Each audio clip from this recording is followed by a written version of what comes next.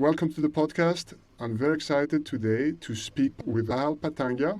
He's the Global Developer Relations Lead for Consumer Fintech at Nvidia.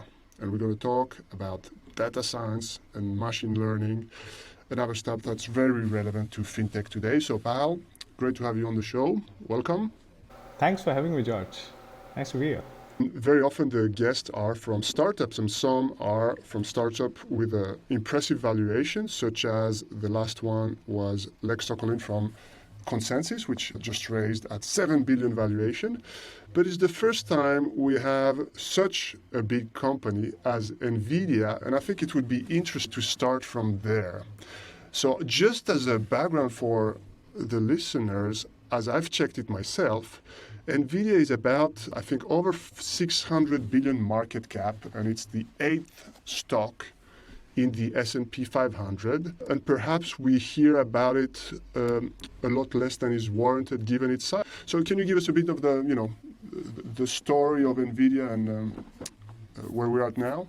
Yeah, sure. Nvidia of today is a full stack computing platform company where we are accelerating workloads not just in graphics but also in machine learning, data science, AI across industries, and bringing what is you is the next age of revolution in terms of accelerated computing.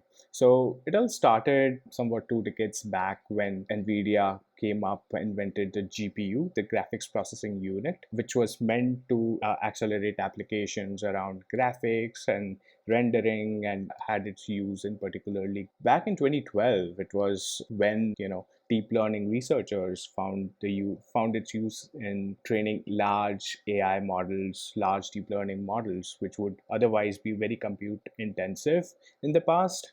And from there, it's a different story for Nvidia. We have picked up in every vertical and try to accelerate workloads pertaining to every industry in a full stack fashion. So it's not just software, it's not just hardware, it's not just networking. It's the entire stack which we are accelerating and serving the different industries and applications. All right. So it started from this hardware, and now it's about, as you said, the full stack. And can you tell us about your background and how you got into this role? Sure, yeah. I lead developer relations for consumer fintech at Nvidia. And as a part of my role, I work with data scientists, machine learning engineers, C-suite executives at fintech companies to help them adopt AI and get them on board AI and accelerate their machine learning processes. So, a major part of my role is around two pillars. First is more around account management, where I work with specific accounts. So, think like the big fintech companies of the world and help them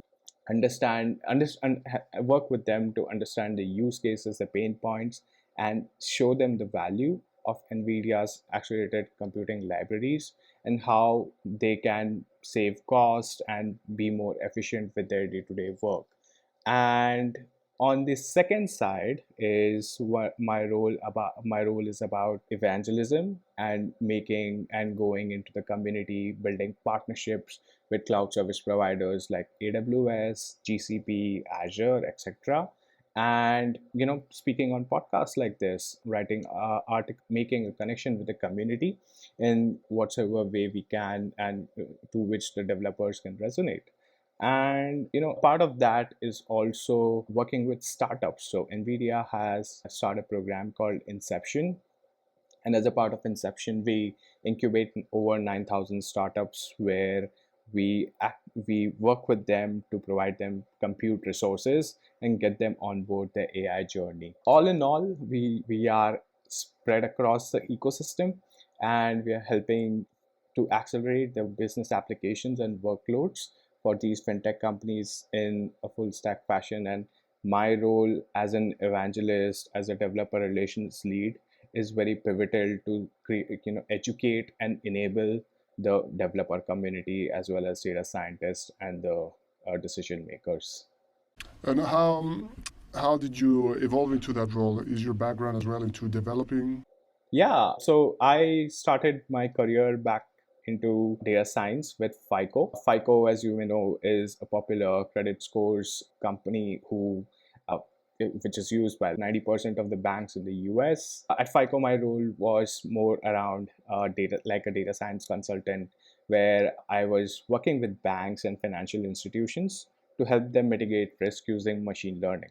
So that saw me understand the basics of machine learning as well as build that financial services domain knowledge, mostly from a retail banking side, and understand how these two things chime in together. That was a great role. I learned a lot about the domain and how to wrap and tie machine learning around it.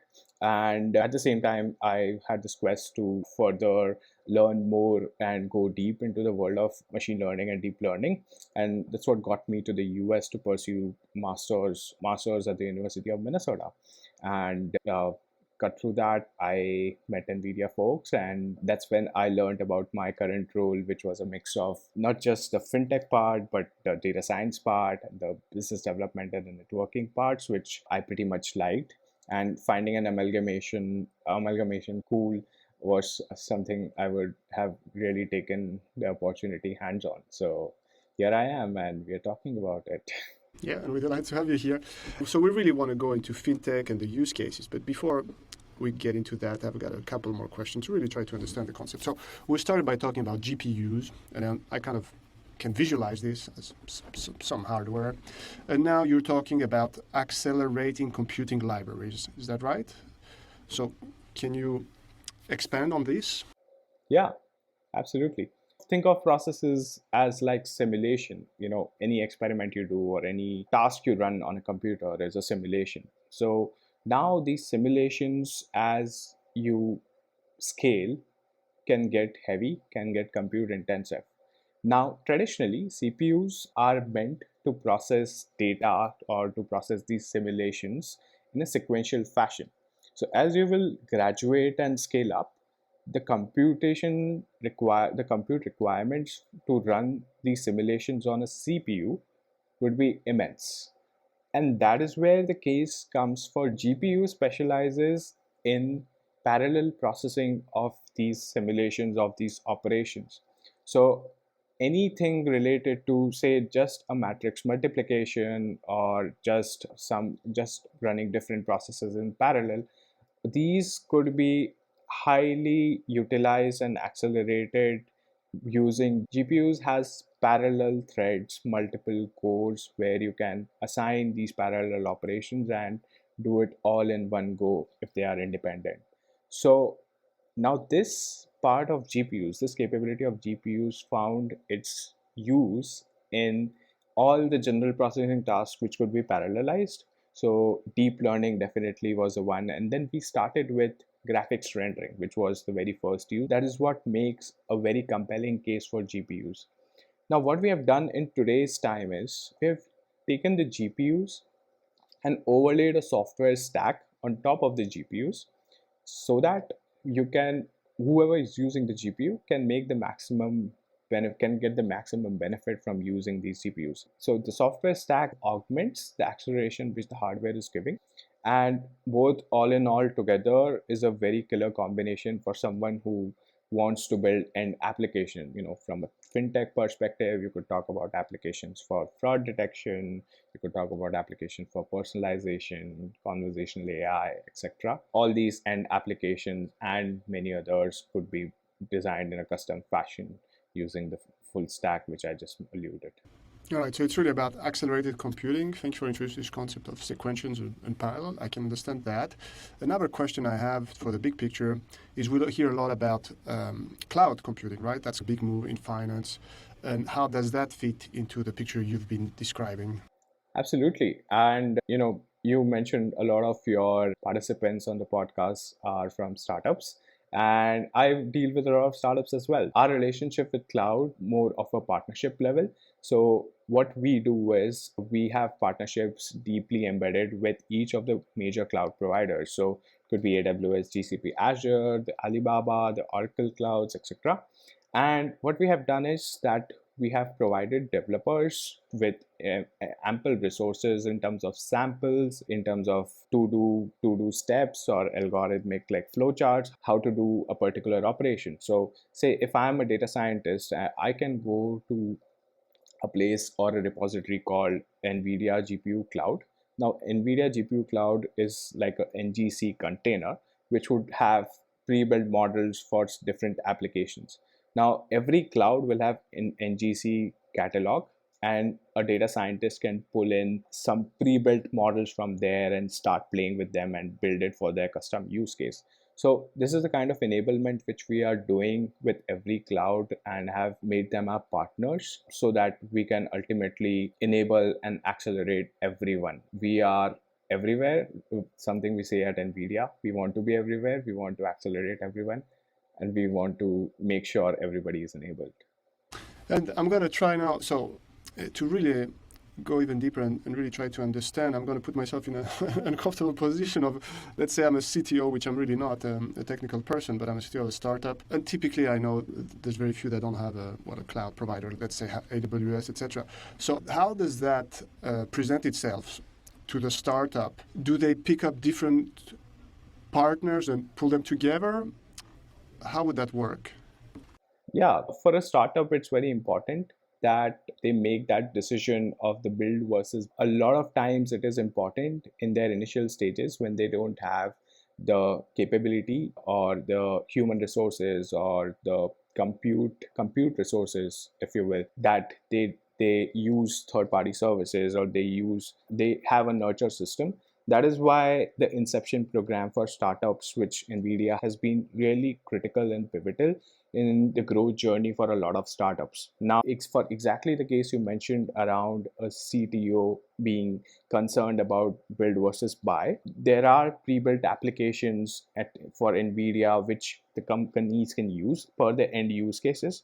So from say a conversational AI perspective, if you have to get a virtual assistant or a chatbot on your website, we have SDKs and application framework called Re, which enables data scientists to build applications around virtual assistant, make use of capabilities like text to speech and automatic speech recognition and NLP, and do basic things like question answering and finding the context out of users questions and redirecting issues. Those capabilities are enabled by these open source tools which are available in the cloud and can help early stage startups and their data scientists to pick up early and not build something by themselves. Now, as companies graduate, as companies go deeper into the cycle, they what we have seen is that they tend to do something more custom, something more in-house, and we have capabilities in terms of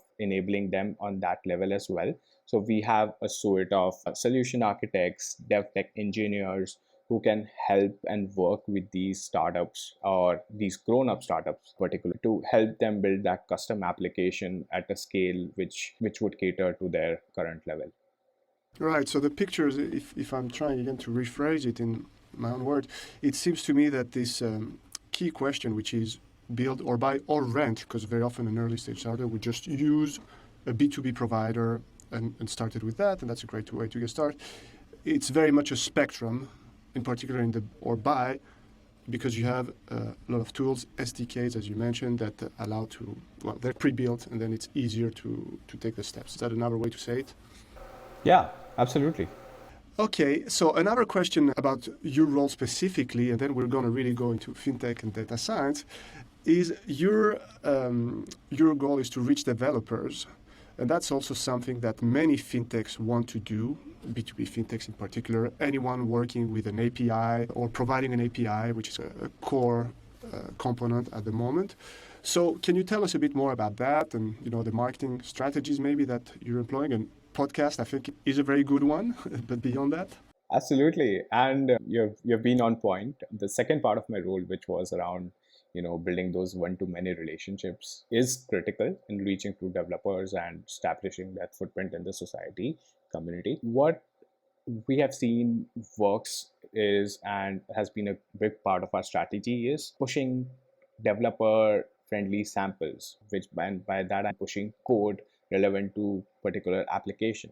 So if you are a hedge fund and if you have to validate your trades, then how do if you are a developer there, you can come to Nvidia website, Nvidia's GitHub, and check out samples on the FSI repository. Or if you have to do something with fraud detection using, say, graph neural networks, we have samples for that. So what we have done is that we have tried to attract developers by something which they are very close and near to, is code. So that we want to make their lives easier, and that is what has been the biggest attraction factor for developers to come onto Nvidia and stick with that message. There are other mediums. We have conference Nvidia GTC, the keynote of which will be starting in just another hour as we speak. GTC is a conference where we bring developers from all over the world, across different industries, across different domains, and present how they are using accelerated computing to develop end solutions or accelerate workloads. GTC sees a lot of developers signed in, and that's another way for us to have access to the developers, educate them, and get them onto the Nvidia. We also go into the community via competitions. Nvidia has a separate Kaggle competitions team. So we bring in the Kaggle grandmasters. So these are people who have mastered Kaggle and have won numerous competitions across the years, across the world. Now we bring them at Nvidia and help and have created an ecosystem of Kaggle grandmasters. We call it KGMon team, who go and participate in the competitions and use Nvidia SDKs. So that messaging and so it appeases the developers and makes them see the value of how much can we make their lives easier. That's one. And finally, we have developer portals and developer blogs, where there is a lot of healthy discussion around what kind of applications are being worked upon, what kind of use cases are there, how are our SDKs being used. And it's a community where it's a close knit environment, and then people can interact and feel connected to Nvidia. So these are some ways where we have seen like really good traction and developers being super interested in what Nvidia is doing. And then we lead by example. So Nvidia would definitely bring in something which is cutting edge and novel to the industry that attracts eyeballs as well. No, that's fantastic. I think that's so much insight for B2B marketers that would be so useful, because, marketing to developers seems to be a conundrum, but I think it's very much because it's done not by developers and people really approach it by content. But it seems to me, now that you say it, pretty obvious that if you can create code, it's better than, basically, if you can demonstrate, it's always more powerful than if you can explain. It's the next level. And there's a couple of things I want to add based on what you mentioned, because I wasn't familiar with anything. So Kaggle, I see it's a leading machine learning and data science community. And the other thing you mentioned, the GTC Nvidia, which is today, I didn't know, but I checked the attendance, 75,000 people and more estimate. So that's the scale we're talking about. All right, so thanks very much for taking the time today to talk to us just ahead of that. It's a pity that the podcast is not it's not live, but that was fantastic. Thank you very much for going through this. So now let's go into data science, if you want. And so we talked a lot about the spectrum of what startups can do. There's also a lot of terms that float around and perhaps can be a bit confusing. We talk about AI, artificial intelligence, machine learning, deep learning. Can you explain a little bit, if it's the same thing, or is there hype there? What's the reality? Or give us a glossary of those useful terms or the different states of AI? Yeah, for sure. Yeah, for sure. I see it as like a Venn diagram or concentric circles. So the first concentric circle, the largest circle, would be AI, and within that would be ML, and DL would be within ML. So DL would be the innermost circle. Now, what AI involves is like machines showing elements of human intelligence. So howsoever machines can mimic what humans do would be an example of AI broadly. Now, ML at its very basic form is using algorithms to parse data, to understand the patterns, and then make a determination or a prediction or a classification, if you will. So that's a subset of the AI world. And then DL within that is particularly when it comes to deep learning, is a technique for implementing machine learning that involves training neural networks, deep neural networks, to understand even more nuanced patterns in the data, to understand unstructured data, to understand data in the form of, say, speech, in the form of vision, or like images or graphs, whatever you will. That is the realm AI, ML, DL, which people talk about. Coming to hype and reality, it really depends. And you did mention about state of AI. I see it as, we did talk about that spectrum a little bit, but when a startup is like, when a company or a startup is starting, they are really at the fag end of the spectrum, on the lower side. And that's because they don't have the data to do the things to incorporate machine learning into their operations or the product. So think of a lending product. Yeah, if you're just starting a lending company, you don't have a lot of data on your subject's performance. So what would you do? You would create some expert heuristic based rules, and you would use that to underwrite loans. And as you collect data on that, and as your user base grows, you know what is the optimal point of default for the customers. Are my customers defaulting at 90 days or 60 days? Or should I keep my bad loan definition, etc., etc.? So that is where the transition comes from using just heuristic based approach to a machine learning based approach. And this could be further taken to a deep learning, given explainability, and if you can bring in the reason code side of things with your decisions, to making decisions at scale with very large data sets, and finding those granular patterns within them to, say, predict loan delinquency, fraud, or and predicting someone's income, or use cases like that. So that is where the spectrum grows. And as companies develop, they gather more user data, they gather more resources in terms of compute, in terms of data scientists, etc. They tend to invest more into AI via full stack computing platforms, via investing in talent, and then get on board to the heuristic to the deep learning journey. Yeah, that's a very good clarification in terms of AI startups in general. Or, AI is the term that's being used, but it's data science. So from what I understand, first of all, it seems like a flywheel, because the more you advance, the more you can grow your advantage, because you have more data and you can do more with this data. You learn to do more with this data. But also, from a starting point of view, it seems like it's also a journey, and anyone that has dealing with data, or has ambitions in terms of data science, is going on a journey like that. It's not just like, okay, I'm starting and I'm using whatever deep learning. It's a process, right? Yeah, it's gradual. And what we have seen startups doing is that, when, like, in our inception program, we see startups particularly starting from tabular kind of data. So they use our libraries, which are like rapids for tabular data processing and machine learning, etc.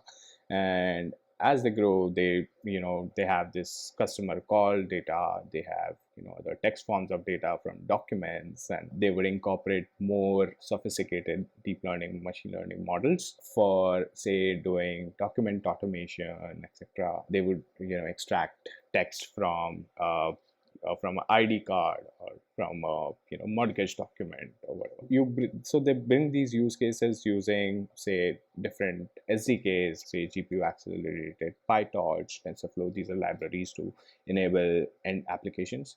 And then these processes could be done on scale as the company scales, and in a more efficient manner. Our full stack computing platform libraries, which are available on the NGC containers, as we discussed earlier.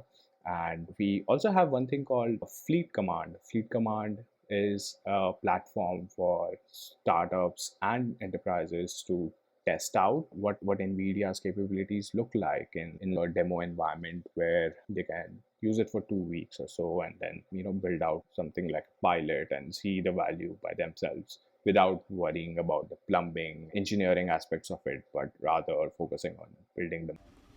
Now, if we go to specific use cases for consumer fintech startup, the segment you're covering, could you talk to us about a few examples? And I know you have a lot of famous clients, such as Venmo, but can you pick us some use cases to see how it works in practice? Yeah, sure. I sum it around like the four broad use cases. First one being around fraud detection. Then I see conversational AI coming into play at a lot of fintech companies. Then there's personalization, recommender systems. And the last one is around automation, claims processing, automated claims processing, etc. So within these, let's start with fraud. So fraud could be of different types. It could be a transaction for a credit card, or it could be KYC AML kind of fraud where ID verification is not being done by alleged customer, etc. So how do we identify these frauds? How do we identify these malicious patterns? So there are algorithms. And also, which company would be using that, Yeah, to be specific? yeah, for sure. So we have examples like PayPal, who's using graph neural networks for detecting malicious trends, not just within one user's activity, but whatever the interactions that user has with the entire network, so that it is able to catch fraud more quickly. We have Amex, who's using technology stack, particularly our GPUs and our accelerated computing libraries, who are detecting fraud in within less than 2 milliseconds latency.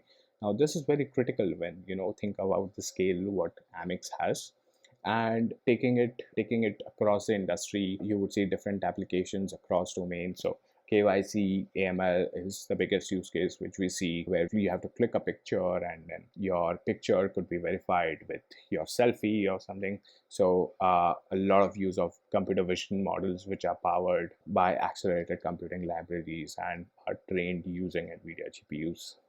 So that's on the fraud front. Around personalization, we see use cases around next best offer. What is the best action a customer care executive could take on the call while being with the user? So personalization deals around customizing the offerings as well as building custom products using AI. Now companies have this information for the user from across the spectrum. How are they leveraging that information? So they are leveraging that information using deep learning models for recommendations. Nvidia has a SDK called Merlin, which is specialized to build those applications. And what where we have seen like very particular example is Nerdwallet, which is a consumer fintech company based out of the US. Them being able to allow and recommend use that information and recommend relevant credit and financial products to customers. So great use cases coming out of personalization on that front. Conversational AI broadly deals into virtual assistants, call center, automation. There's a labor shortage all over the world. There is, people have all sorts of issues. People need to reach out to the customer care for n number of things, and then the companies have to be into managing that workload, otherwise the backlog just increases exponentially. So we have a very good example with Square, very popular in the US. And Square, they are using conversational AI models to manage seller inquiries on their platform.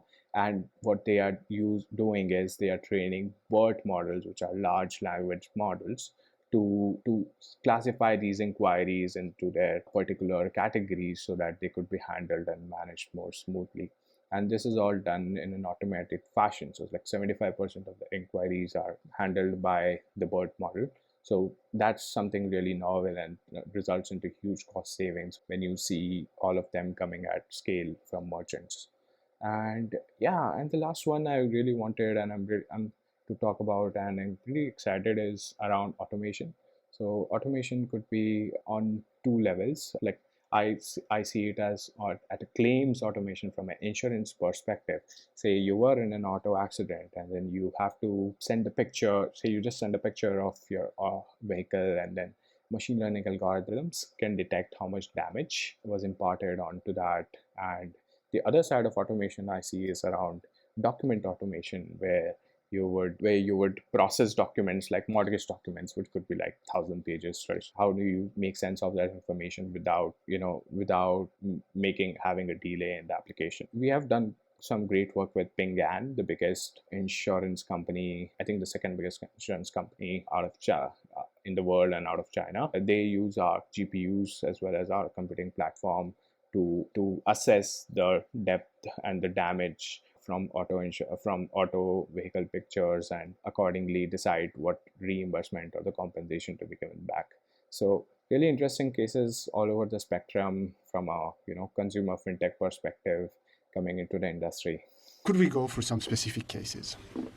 Yeah, for sure, for sure. From a financial markets perspective, we see use cases mostly around trading strategies, use of alternative data, and how can we incorporate different simulations, do stress testings, etc., and make sure that our risk return trade-offs are well maintained.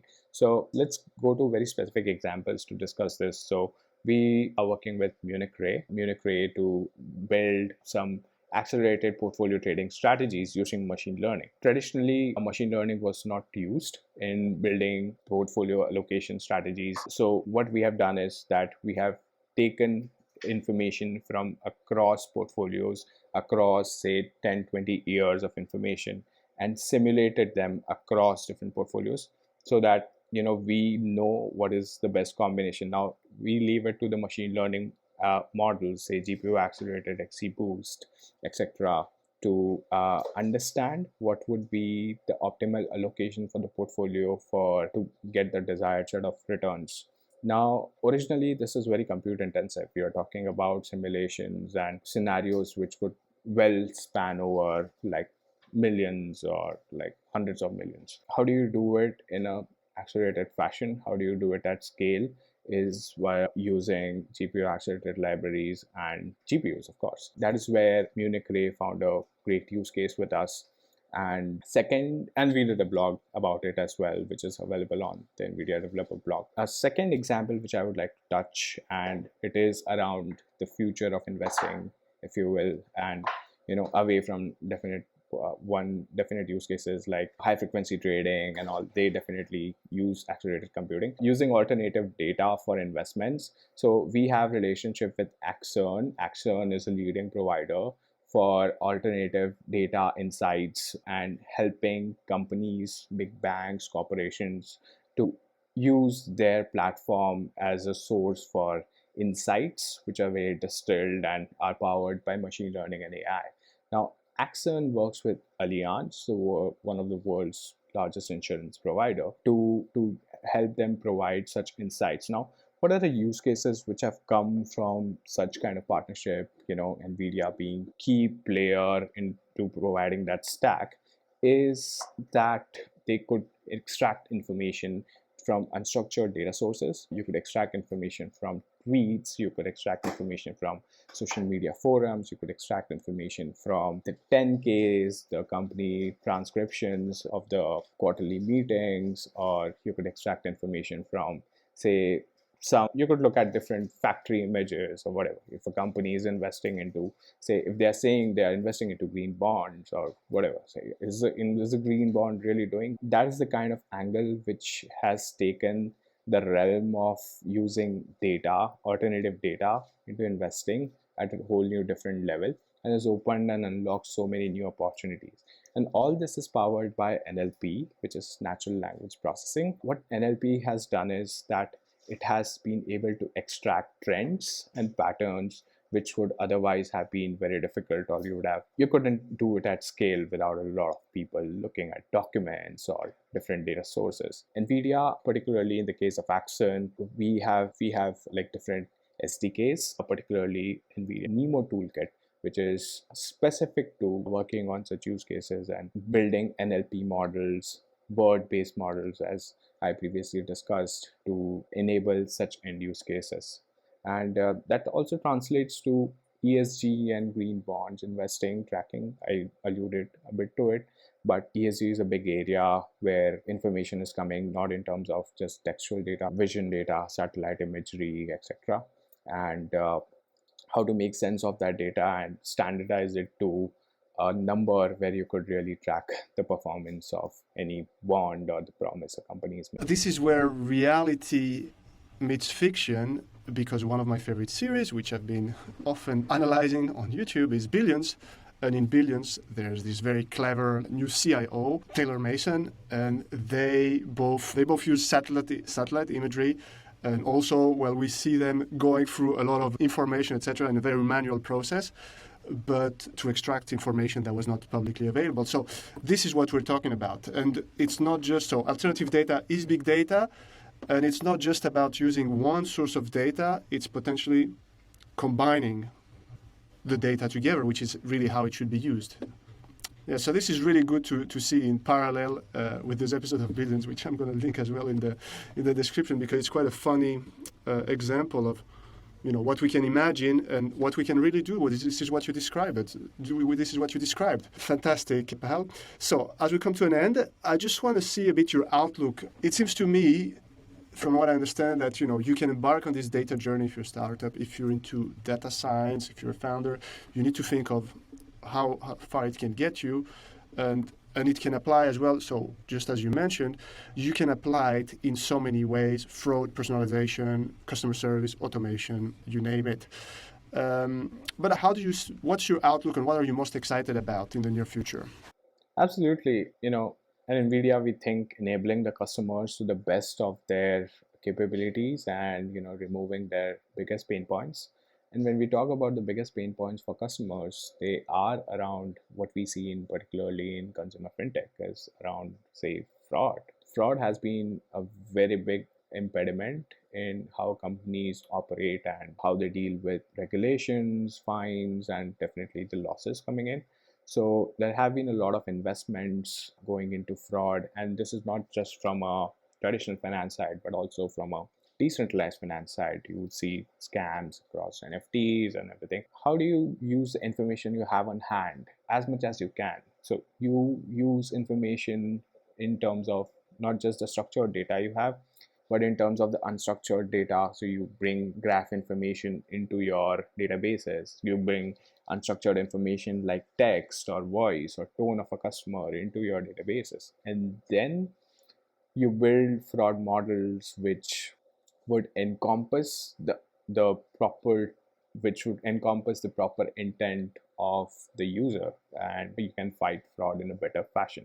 Now these using multimodal data, which is like different kinds of data, requires sophisticated models, and that is where the investments I see that investments would come more into accelerated computing. Investments would come more into fighting fraud and building advanced and nuanced deep learning models to take fraud one-on-one. That should be the tone of industry, particularly fintech in the time to come. Come the industry, we have seen a lot of progress, and where it will all wrap is bringing the fraud detection capabilities and marrying it with deep learning and machine learning using accelerated computing platforms.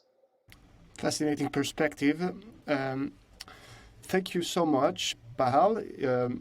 If you want, you can add more. Otherwise, I just have two typical questions that I ask all my guests. The first one is, what would you do if you were to choose a different career path?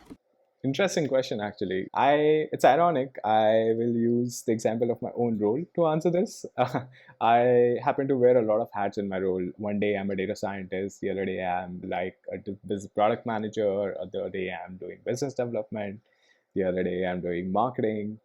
It were and not this role, I would have been sticking to any of these subset of roles which I'm like really comfortable into. So would be more around data science, product, and an intersection should be a really cool thing. Yeah, that's what I But think. why choose, right, when you can do all of them? Exactly. That's why I said it's so ironic that I have to pull my current role into answering. As you've spoken about the future investing, a quick question about how do you invest personally? Okay, that's a deep question, but at a very simple level. Big picture. Yeah, definitely, invest into what you understand is my philosophy, and be it equity or crypto. If you understand the product, if you understand the asset, invest.